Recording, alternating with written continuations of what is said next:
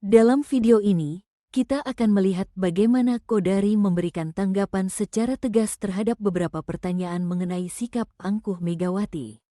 Dalam pandangannya, Megawati merasa dirinya lebih superior dibandingkan Prabowo. Ia berusaha untuk mempengaruhi Prabowo agar lebih berpihak kepada dirinya daripada kepada Presiden Jokowi. Sikap Megawati ini memiliki implikasi yang cukup besar. Salah satunya adalah upaya untuk memecah hubungan antara Jokowi dan Prabowo. Selain itu, hal ini juga berkaitan dengan keinginan untuk menggagalkan pelantikan Gibran sebagai wakil presiden. Megawati tampak tidak menyetujui gagasan Gibran menjadi calon wakil presiden. Meskipun di saat yang sama, ia menginginkan posisi menteri kabinet dalam jumlah yang banyak. Saat ini, pertemuan antara Prabowo dan Megawati masih belum terjadi. Hal ini dianggap sebagai cerminan dari sikap Megawati yang enggan bertemu, terutama karena ia menuntut banyak posisi di kabinet namun tidak bisa menerima kehadiran Gibran sebagai wakil presiden. Kodari menganggap bahwa tuntutan Megawati ini sangat tidak masuk akal dan sulit diterima, sehingga banyak orang menyebutnya sebagai permintaan gila.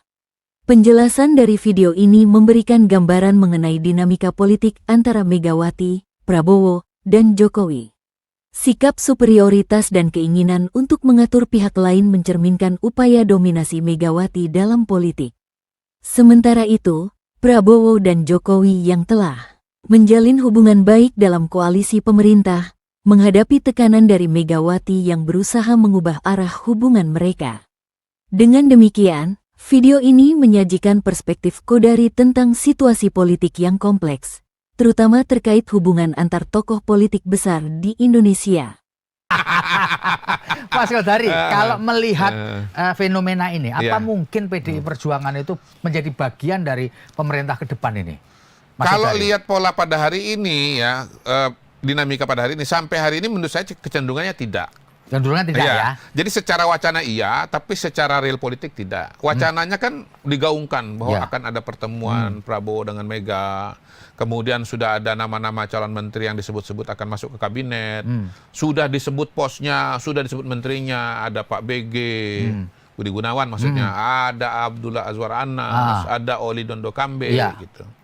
Tetapi kalau secara real politiknya, sampai hari ini kan tidak ada pertemuan antara Prabowo dan Megawati. Harusnya biasanya... Menurut saya harusnya ya, masuk tidak masuk itu ada pertemuan dulu. Ada komunikasi, ada kesepakatan, ada kesepahaman politik. Nah kalau belum ketemu, kapan kesepakatannya, kapan kesepahamannya. Dan pertemuan itu menurut saya sangat penting sekali karena antara Prabowo dengan Megawati ini sudah sangat lama nggak ketemu, sudah 2 tahun, dan yang mengatakan itu Pak Hasim. Pak Hasim. Jadi Pak Hasim sendiri mengatakan sudah 2 tahun, sudah 2 tahun, begitu. Jadi menurut saya dari kata-kata 2 tahun itu dan dari cara komunikasinya Pak Hasim, sebetulnya ini agak kesel juga gitu loh. Kok susah amat ketemu dengan Pak Prabowo. Nah, kalau kita bicara dari kacamata politik ya, bukan nggak mungkin ketemu atau bukan nggak bisa ketemu, tetapi term and conditionnya terlalu sulit. Ada kondisi yang ada barrier. Syarat-syaratnya terlalu berat untuk dipenuhi. Syarat-syaratnya terlalu berat untuk dipenuhi. Di antaranya apa, Bang Kodari? Misalnya nih ya, saya melihat bahwa Pak Prabowo ya beda dengan kabinet-kabinet sebelumnya, beda dengan presiden sebelumnya. Kalau presiden sebelumnya itu partai yang kalah itu dapat 1-2 menteri, bisa 2 menteri. Yang menang itu 3 atau 4. Gitu. Nah kali ini kayaknya agak ekstrim kalau Pak Prabowo. Kalau yang kalah itu 1 aja. Yang menang itu bisa 5, bisa 6. Kita lihat Golkarnya udah berapa, gitu? Demokratnya udah berapa tuh? Udah 3 apa 4 itu. Banyak gitu loh. Jadi yang menang itu dapatnya banyak, yang kalah kalau gabung dapatnya cuma 1. Cuma 1. Nah barangkali PDI Perjuangan mau masuk ke dalam. Kalau 1 orang gelem. Nanggung ya? Nah ya itu kira-kira gitu. Maunya 3 ya kan? Menurut saya maunya 3 itu. Karena udah disebutkan 3 gitu. Jadi sekarang gini, yang ngomong 3 itu siapa? Gerindra, Pak Prabowo. Kan nggak pernah. Yang ngomong itu kan kalau nggak Pak Oli sendiri, mungkin Pak Said Abdullah, mungkin intinya orang PDI Perjuangan yang. Jadi itu sebetulnya bukan pernyataan tapi harapan. Gitu. Nah, ini semua apakah bisa dipenuhi atau mau dipenuhi oleh Pak Prabowo atau tidak? Wallahu a'lam bishawab gitu. Nah, yang kedua menurut saya yang juga tidak kalah pentingnya adalah soal kapan dan di mana pertemuannya. Kapan dan di mana pertemuannya? Menurut saya kalau PDI Perjuangan mau gabung ya Ibu Mega tuh harus datang ke Kertanegara. Karena ini presiden. Ini presiden. Jangan dilihat Pak Prabowo-nya sebagai ketua umum Partai Gerindra. Nah, tapi apakah Bu Mega mau atau tidak? Selama ini, ya jangan-jangan nggak mau. Selama ini kan selalu Pak Prabowo yang datang ke Teguh Umar kan, gitu. Bahkan menurut saya, minta ketemu di titik tengah pun, di titik netral pun, misalnya di restoran mana gitu. Menurut saya juga nggak pas gitu. Karena ini presiden terpilih. Cara melihat Pak Prabowo sekarang ini jangan disamakan dengan 2 tahun yang lalu, 3 tahun yang lalu. Beliau ini simbol negara, beliau ini simbol pemimpin republik. Jadi siapapun harus datang gitu. Tapi kan Bu Mega mantan presiden. Iya, Pak SBY juga mantan presiden, datang. Gitu loh, datang. Jadi nggak masalah ya sebenarnya. Nggak masalah gitu. Jadi ini soal juga sih, menurut saya ego politik juga.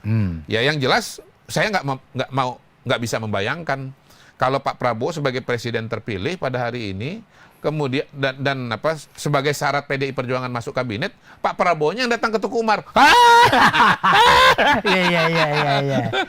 PDI yang kalah, lalu mau minta kursi kabinet menjadi bagian dari pemerintahan, lalu Pak Prabowo yang disuruh datang ke Teguh Umar. Pak Kodari. Nggak masuk akal itu. Ya, Pak Kodari ada isu berseliweran mengatakan bahwa faktor barriernya adalah faktor Pak Jokowi. Benar nggak itu? Iya. Masuk akal nggak ini spekulasi? Mungkin saja. Kan makanya saya selalu bilang bahwa problem pertemuan itu bukan di Pak Prabowo. Problem itu ada di Ibu Mega. Problem itu ada di PDIP. Problem itu ada di Teguh Umar. Pertama, mau nggak terima Pak Jokowi sebagai bagian dari Pak Prabowo? Mau nggak menerima Mas Gibran sebagai bagian dari Pak Prabowo gitu. Realita juga bahwa sampai hari ini ya PDI Perjuangan belum pernah menarik.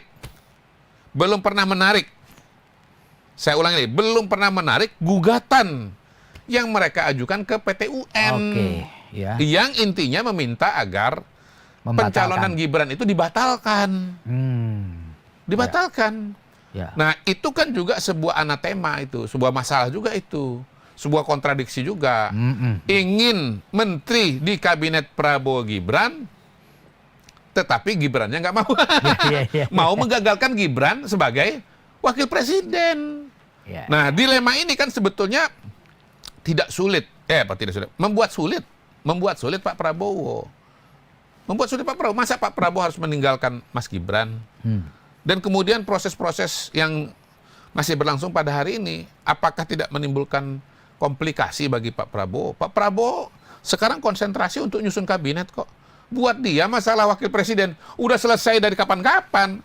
Sekarang mau ditaruh di atas meja di depan dia, menimbulkan komplikasi politik baru. Sederhana aja gini. Kalau misalnya tiba-tiba Mas Gibran dibatalkan, emang pendukung Mas Gibran nggak demo? Ini kan seolah-olah ini kalau Gibran kalau Gibran diteruskan, nggak dibatalkan pencalonan, nanti masyarakat demo loh. Karena pencalonannya nggak sah, nih pencalonannya bermasalah. Emang yang sebaliknya nggak akan terjadi. Kalau misalnya Gibran dibatalkan jadi wakil presiden, emang nggak demo? Demonya lebih gede, bos.